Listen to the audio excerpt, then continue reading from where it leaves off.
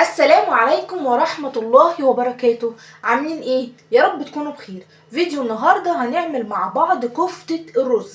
ايوه، كفتة الرز في البيت من الف للياء بطريقة سهلة وبسيطة، وفي الاخر هتاكلي اطعم كفتة رز كلتيها في حياتك بطريقة سهلة وسريعة جدا. يلا نبتدي مع بعض على طول ونشوف الطريقة ازاي. تابع معايا الخطوات كلها. اولا هنسمي الله ونصلي على الرسول عليه افضل الصلاة والسلام ونشوف المكونات اللي معايا. اولا هعمل كمية ربع كيلو لحمة. ادي لحمة مفرومة، تمام، سواء بقى فرماها عند جزار او فرماها في البيت بالكبة، المهم دي ربع كيلو لحمة. تاني حاجة هحتاجها رز مصري اللي هو ابيض مش مغسول. دي الكمية اللي انا هحتاجها، كوباية الا ربع، يعني كوباية مش مليانة، كوباية صغيرة، تمام، مش مغسول. ونخلي بالنا من التريكات اللي انا هقول لكم عليها. تالت حاجة هحتاجها معايا، وهي هحتاج بصلاية يعني في الحجم ده متوسطة، تمام، وهحتاج قرن فلفل، سواء بقى فلفل حامي او فلفل رومي، الاتنين يشتغلوا معايا مفيش اي مشكلة، تمام. بعد كده برضو هنحتاج الخضرة اللي انا هحتاجها خضرة مشكلة، شبت وبقدونس وكزبرة، تمام. هتجيبي الخضرة وهتغسليها وهتصفيها، ما يبقاش فيها ميه، تمام. وبعد كده بعد ما تصفيها هتشيل العروق بتاعتها خالص، ما يبقاش فيها عروق. وبعد كده هتقطعيها تقطيع عشوائي وهنشوف هنعمل فيها ايه. مش هتفضل بالمنظر ده. والتوابل بتاعتي اخيرا ملح وفلفل وشطه وكمون وكزبره. ملح، كزبره وشطه وفلفل وكمون، دي التوابل اللي انا هحتاجها فقط. مش عايزين نفتكس في التوابل عشان ما نغيرش من طعم، عايزين اللحمه تبقى طعمها واضح. كده احنا عرفنا المكونات اللي انا هحتاجها عشان اعمل بيها كفتة الرز. دلوقتي هنبتدي نشتغل في المكونات دي على طول. اول حاجة هنعملها، هنرجع كده الحاجة دي ورا وهناخد الرز ده هنعمل فيه ايه؟ زي ما قلت لكم الرز ده مش مغسول، وبكرر كلمة مش مغسول دي هتعرفوا ليه دلوقتي. هاخد الرز دلوقتي وهطحنه. طبعا لو انت عندك مطحنة هتفرق جدا جدا معاكي الخطوه دي، لانه لازم الرز ده يطحن كويس جدا، يبقى عامل زي البودر زي ما هوريكم دلوقتي. انا فضيت دلوقتي كميه الرز كلها اللي معايا طبعا بالكوبايه اللي انتوا شفتوها في المطحنه. دلوقتي انا هطحن الرز كويس جدا جدا، هخليه اكنه بودر، ما يبقاش فيه ولا حبايه رز باينه. طب ليه مش الرز ما كانش مبلول؟ عشان اللي هو كان مبلول ما كانش هيطحن كويس بالطريقه اللي انا هوريها لكم دلوقتي. هطحن الرز وهرجع لكم تاني. بصوا يا حبايبي، اول خطوه اهي طحنا الرز كويس جدا بالمنظر اللي انتوا شايفينه ده. شايفين الرز عامل ازاي؟ عامل اكنه بودر، مش باين اكنه فيه ولا حبايه رز، تمام. دي اول خطوه. تاني خطوه هناخد الخضار اللي معايا وهنبتدي نشتغل فيه. هنركن الرز دلوقتي على جنب وهنخش على البصلايه وقرن الفلفل دول. ادي البصلايه وقرن الفلفل، تمام، زي ما قلت لكم. ادي معايا الكبه، طبعا لازم جدا الخطوه دي تبقى فيها كبه. هناخد البصلايه نقطعها 4 بس، مش اكتر من كده. مش هنخرطها ولا هنبشرها ولا اي حاجه، 4 بالمنظر اللي انتوا شايفينه ده. وقرن الفلفل نفس النظام، هنقطعه كده 3 اجزاء 4 اجزاء كده كده، مش هيفرق معايا في حاجه، تمام. كده كده كل ده هيتفرم معايا دلوقتي في الكبه. يلا هنفرمه ونرجع لكم تاني. دلوقتي احنا حطينا البصل والفلفل زي ما قلت لكم في الكبه عشان يتفرم، تمام. يا دوبك يعني اديته بس ايه 3 فرمه كده، وبعد كده هضيف عليه الخضره. زي ما قلت لكم انا هستخدم خضره، تمام، مشكله، كزبره، بقدونس وشبت، تمام. دلوقتي الخضره دي متصفيه ماشي ومتقطعه تقطيع عشوائي بالمنظر ده، بس شايله منها العروق بتاعتها، ما فيهاش عروق. ودي مهمه جدا جدا برضو الخطوه دي، ان الخضره ما يبقاش فيها عروق زي ما انتوا شايفين كده. العروق الطويله بتاعتها دي اللي هي بتبقى او العيدان بتاعتها دي بمعنى اصح يعني مقطعاها وشايلها خالص. دلوقتي انا هاخد طبعا مش الكميه دي كلها اللي انا هعملها، لا، انا هاخد منها حوالي ربع الكميه دي، يعني مثلا شويه قد كده. الشويه دول بس اهم، الشويه دول بس هم دول اللي هستخدمهم لكفته الرز. هحطهم دلوقتي على البصل والفلفل عشان اطحنهم في المطحنه.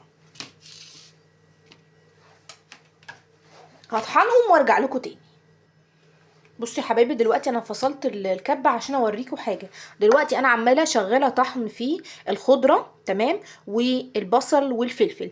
طبعا انا هفضل اطحن فيهم لحد ما ينعموا خالص خالص، لانه طبعا انتوا بتبقوا عجينه الكفته اكيد عارفينها بتبقى ناعمه خالص، ما فيهاش اي شوائب ولا اي كتل ولا اي حاجه، عايزينها ناعمه خالص عشان لما نيجي نصبعها وناكلها تبقى مش باينه فيها اي مكونات. هفضل اخلط فيهم، طبعا بتاخدي وقت طويل، تخلطي فيهم وقت طويل جدا جدا لحد ما ينعموا خالص، وهوريكم عايزاهم يبقوا عاملين ازاي. تابعوا معايا.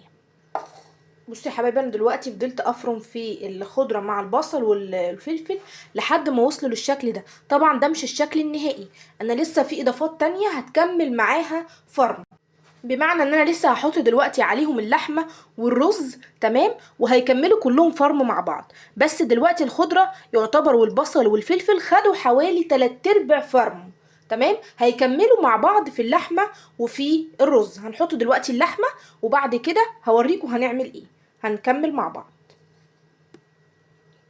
ادي اللحمه المفرومه بتاعتي، وزن ربع كيلو، تمام. طبعا لو عايزه تزودي هتزودي، هيبقى الاساس عندك اللحمه، وهتزودي معاها كل المكونات الضعف زي ما انا معوداكم. يعني اللحمه هتزيد هتلاقي الرز هيزيد، هتلاقي الخضره هتزيد، هتلاقي البصل هيزيد والفلفل هيزيد.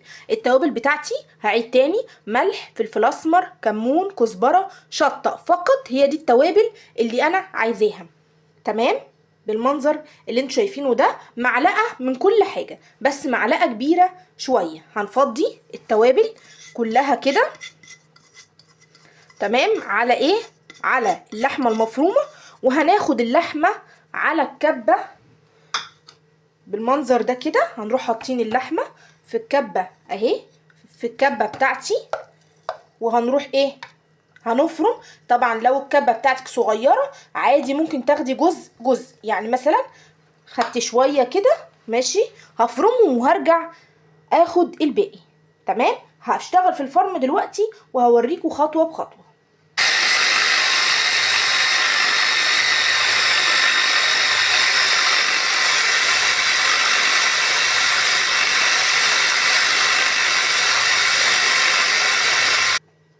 دلوقتي انا اهو حطيت بقيه اللحمه اللي باقيه عندي، لان انا خدت في الاول جزء زي ما وريتكم، وبعد كده كملت الجزء التاني. ادي الجزء المفروم اهو اهو في الجنب اهو، وادي الجزء اللي انا لسه حطاه. هكمل فرم وهرجع لكم تاني هوريكم الشكل النهائي.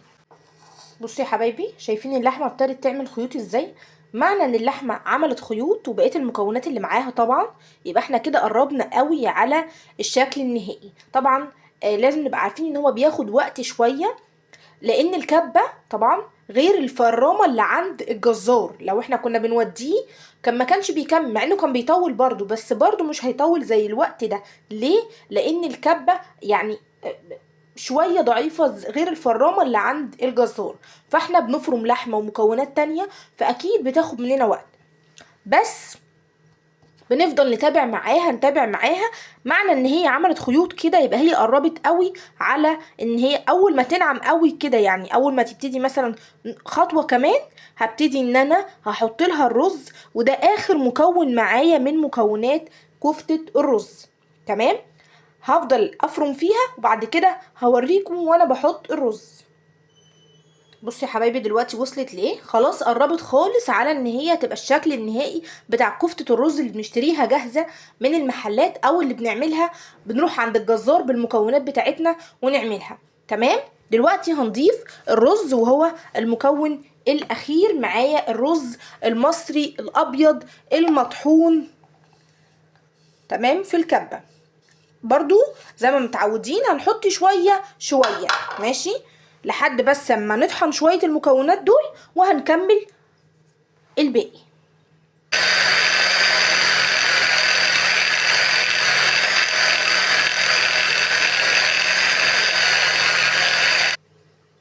بصوا يا حبايبي، وادي كفتة الرز العجينة بتاعتها في الشكل النهائي، تمام. بصوا ناعمة ازاي هو ده الشكل اللي العجينه انا عايزاها فيه، تبقى ناعمه كده، ناعمه خالص وطريه بالمنظر ده. وطبعا مفيش فيها اي شوائب خالص، ولا بقى باين لها اثار خضره ولا اثار رز ولا اثار بصل ولا اي من المكونات اللي فيها. شايفين العجينه؟ لازم وانت بتفرميها في الكبه لازم تبقى ناعمه خالص، تفضلي تفرموا فيها لحد ما تنعميها. شايفين من ربع كيلو لحمه وشويه خضار بساط جدا عملنا كميه كبيره ازاي؟ الكميه دي هتعمل لي على فكره لو انا صبعتها كميه كبيره جدا جدا فوق ما تتخيلوا من كفته الرز. تمام؟ طبعا احنا هنصبعها، عايزه تحمريها وتسيبيها تاكليها كده تسالي بالمنظر اللي انا هوريهولكم ان شاء الله. تمام؟ عايزه بقى تحطيها في صلصه زي ما بنعملها طبيخ برضو تمام، في ناس بيحبوها كده وفي ناس بيحبوها كده، بس انا ما عليا اللي انا هوريكي واكد لك بالدليل ان انا هصبعها وهحمرها وهوريكي قد ايه ان هي هتتحمر وهتطلع ومش هتفك وهتفضل زي ما هي ان شاء الله ثابته ومتماسكه، وفي الاخر طبعا الطعم هيبقى خرافه. يلا نشوف هنعمل فيها ايه. دلوقتي هنصبحها وعلى القلي وعلى طول هقليها واوريكم شكلها هيبقى عامل ازاي. بصوا يا حبايبي دلوقتي الطاسه خلاص محطوطه على النار فيها زيت بيسخن، وادي الكفته معايا. تمام؟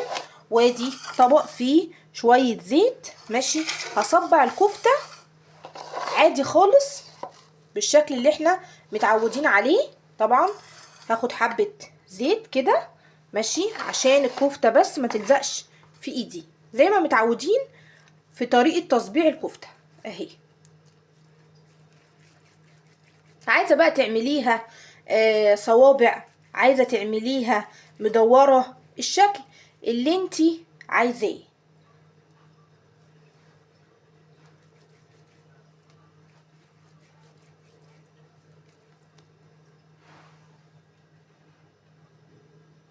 ده شكل صابع الكفته اهو. تمام؟ صبعته بالمنظر ده ماشي، وبعد كده هحطه في الطبق. هصبع معاكم واحد تاني، همسح ايدي زيت كده ماشي، وبعد كده هجيب كميه الكفته اللي انا عايزاها وهتك عليها كده واجي عند بطن ايدي. طبعا كلنا عارفين بس طبعا انا كلامي للمبتدئين اللي ما عندهمش فكره ولا عندهم معلومه. تمام؟ ببتدي ان انا اجيب بطن ايدي كده واروح ايه عاملاه، واجي من تحت اروح عاملاها كده، واجي من فوق واروح عاملاها كده بحيث ان انا اساوي الاطراف، وده الشكل النهائي. تمام؟ هعمل الكميه كلها بالمنظر ده وهبتدي هرجع لكم تاني وانا بقليها. بصوا يا حبايبي دلوقتي الكفته اهي بعد ما صبعتها. تمام؟ طبعا انا خدت كميه صغيره جدا من اللي انا عملته اللي انتوا شفتوه في الفيديو ده. طبعا مش كل الكميه، ده كميه صغيره جدا جدا، قلت احمرها عشان اوريكم كعينه. دلوقتي بقى هنبتدي نقلي الكفته عشان اوريكم العينه على الشكل النهائي ليها. ماشي؟ اول حاجه معايا طاسه على النار فيها زيت سخن جدا بالمنظر ده، هنبتدي نسمي الله ونحط فيها الكفته بتاعتي بالراحه كده اللي انا لسه مصبعاها معاكم. تمام؟ هنحط الكميه تمام على حسب ما الطاسه بتاعتك تاخد، على حسب ما الطاسه بتاعتك تاخد، وبرده ما تملهاش قوي عشان تعرفي تقلبي فيها، عشان انتي هتقلبيها لحد ما تبتدي ان هي ايه تحمر من كل الجوانب. كفايه كده ماشي. هبتدي بقى ان انا اتابعها كده واقلب فيها يمين وشمال واوريها لكم. بصي يا حبايبي دلوقتي انا اهو قلبتها على الناحيه التانيه. تمام؟ هي ما خدتش وقت خالص لان الزيت كان سخن جدا. قلبتها على الناحيه التانيه، دلوقتي هطلعها واوريها لكم ويبقى ده كده شكلها النهائي. وده الشكل النهائي للكفته بعد ما قلتها، لسه مطلعاها من على الزيت حالا اتقلت اهي. بصوا مقرمشه ازاي، جميله ماسكه نفسها الصابع بصبعه ولا حصل فيها اي تغييرات ولا اي حاجه. عايزه تاكليها بالمنظر ده ممكن تحمري معاه شويه بطاطس وشويه سلطه او شويه مخلل وعيش وخلاص. عايزه تحطيها في صلصه وتعمليها طبيخ وشويه رز، برضو اللي يريحك كده او كده هتعجبك جدا. جربيها مش هتندمي، واكتبي لي في الكومنتات. معانا ضيفه جميله صغننه، بصوا دقتها وعجباها وكل شويه عماله تقول لي كفته كفته. دوقيها كده، حلوه. شايفين من جمالها بتقول ايه؟ حلوه يا كوكو. وده الشكل النهائي للكفته، جربوها مش هتندموا وهتعجبكم جدا جدا. بالمناسبه اللي كانت بتدوق معايا دي بنتي الصغيره. وشكرا جدا على استماعكم واهتمامكم بيا وبالفيديو بتاعي، والسلام عليكم ورحمه الله وبركاته.